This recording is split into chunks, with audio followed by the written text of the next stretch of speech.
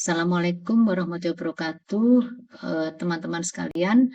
Eh, Pada kesempatan ini kita akan berdiskusi mengenai varian baru coronavirus dan ancamannya. Jadi kita awali dengan asal mula virus corona. Nah, SARS-CoV-2 virus ini termasuk dalam golongan beta coronavirus dari family Coronaviridae, merupakan virus RNA rantai tunggal positive sense, ditemukan sejak tahun 1960. Jadi sebetulnya ada 7 macam virus corona yang pernah menginfeksi manusia, tetapi sejauh ini hanya ada 3 jenis virus yang diketahui dapat menimbulkan penyakit pernapasan yang cukup mematikan, yaitu SARS-CoV, kemudian MERS-CoV, dan SARS-CoV-2. Nah, ini adalah gambarnya seperti buah rambutan, ya ada envelopnya, ada rambut-rambutnya, di sini ada spike protein dan membran glicoprotein macam-macam.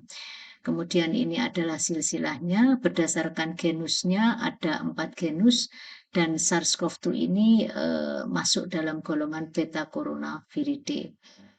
Nah, asal muasalnya adalah dari kelelawar, dan ketika virus tersebut menginfeksi kelelawar, maka kelelawarnya tidak sakit. Ini merupakan host awal. Nah, sama seperti organisme yang lain, maka virus ini juga kepingin tidak hanya menginfeksi atau tidak hanya hidup di kelelawar, tetapi dia bisa hidup di hewan-hewan yang lainnya dan bahkan bisa hidup di manusia. Nah, eh, SARS pada tahun 2002, hewan perantaranya adalah civet. Kemudian pada MERS 2012, hewan perantaranya adalah onta. Nah, pada SARS-CoV-2 atau COVID-19 ini, maka hewan perantaranya adalah ular dan terenggiling. Seperti itu. Dan kalau kita lihat di gambar ini ada waktunya, ya, ini adalah 10 tahun, kemudian 7 tahun, kemudian nah kita tidak tahu nanti tahun berapa lagi ada coronavirus dengan strain yang lain.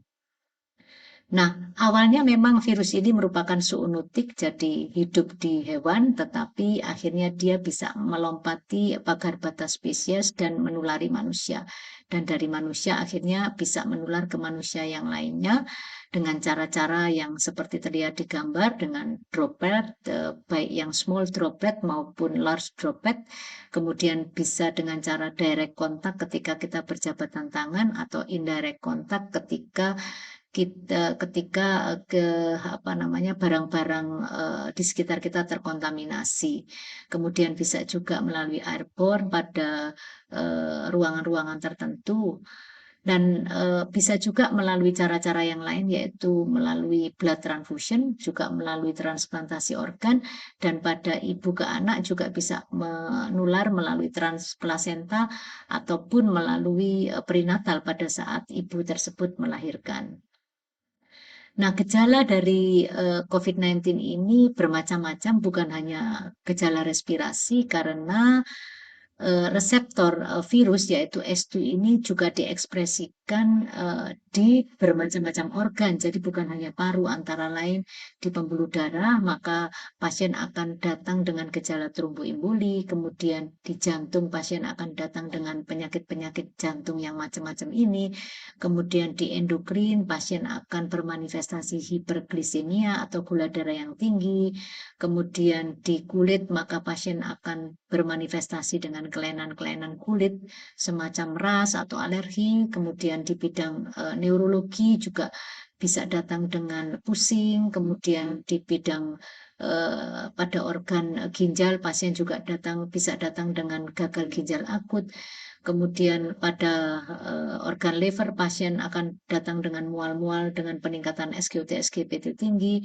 Kemudian di bidang GI tract ini menempati keluhan yang nomor 2 setelah paru-paru, pasien akan bermanifestasi diare, mual, muntah, dan sebagainya. Nah, berikutnya adalah mutasi pada coronavirus. Jadi mutasi pada SARS-CoV ini telah terdeteksi secara global seperti kita ketahui bersama bahwa virus RNA ini merupakan virus yang gampang sekali bermutasi dan mutasi ini terjadi alamiah dan konstan ya. Kenapa? Karena terjadi ketidaksempurnaan pada proses copy dan paste kode genetik virus ketika virus tersebut mengalami pembelahan. Namun sebagian besar mutasi-mutasi ini tidak memiliki dampak yang signifikan. Namun pada beberapa jenis mutasi tertentu ini dapat menguntungkan virus, antara lain virusnya jadi lebih menular, kemudian lebih mampu menghindari respon imun.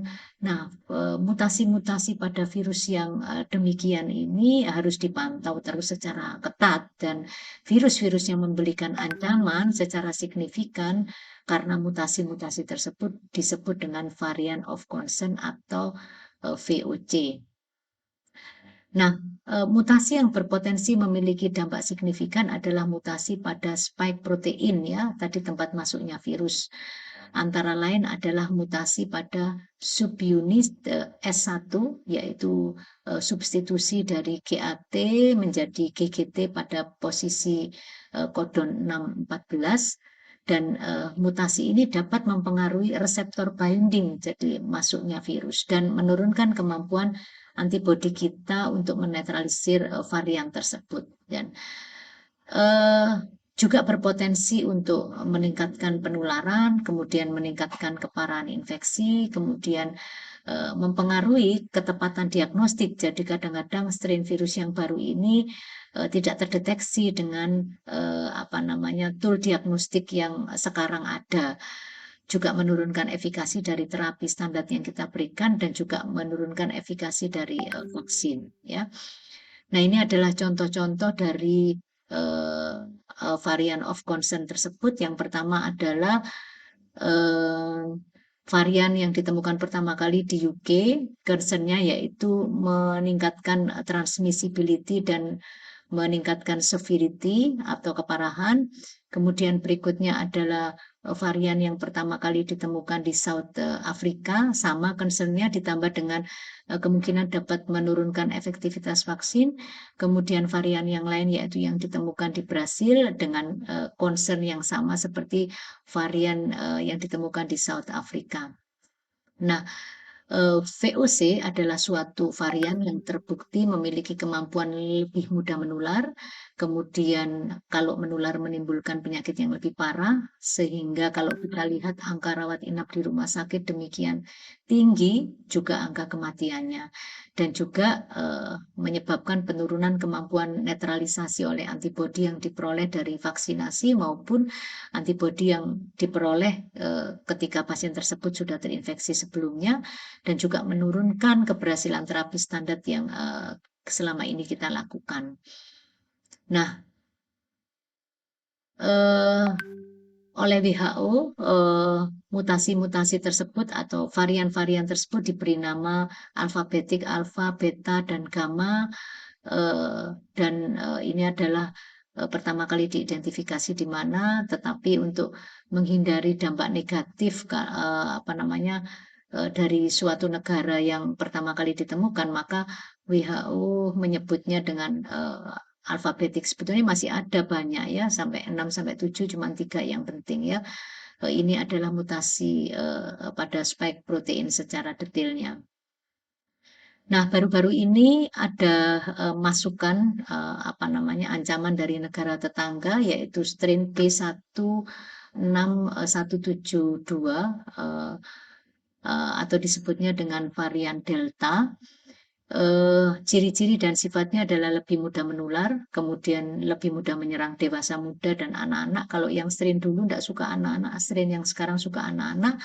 Kemudian concern-nya adalah menurunkan efektivitas terapi plasma konvalesen dan antibodi yang didapat dari vaksinasi. Jadi memang benar-benar merupakan ancaman dan tantangannya virus varian baru ini. Kalau kita lihat bersama, rekor setiap hari tidak pernah turun, terus meningkat seperti ini. Tidak tahu ya, mudah-mudahan nanti segera turun. Nah, kalau ditanya apakah hal itu semata-mata disebabkan oleh mutasi virus, Jawabannya adalah tidak ya, karena ternyata ada beberapa hal yang mengakibatkan, pelonjakan tajam dari kasus yang ada sekarang ini. Yang pertama tentu saja varian baru dengan sifat-sifat yang tadi sudah saya sebutkan, kemudian mobilitas penduduk yang meningkat, kita baru saja menghadapi masa libur lebaran dan mudik, kemudian saudara-saudara kita para migran yang pulang kembali ke Indonesia, kemudian pekerja pelayaran pun demikian, kemudian masyarakat kita memang abai terhadap protokol, kemudian pemerintah juga melakukan pelonggaran kebijakan pada saat itu karena dinilai kasusnya sudah turun, kemudian ada banyak sekali kerumunan massa di tempat-tempat wisata maupun hajatan-hajatan, kemudian vaksinasi di negara kita memang sedikit berjalan lambat dan kemudian sektor ekonomi pada saat itu dibuka kembali karena kita merasa kasusnya sudah turun.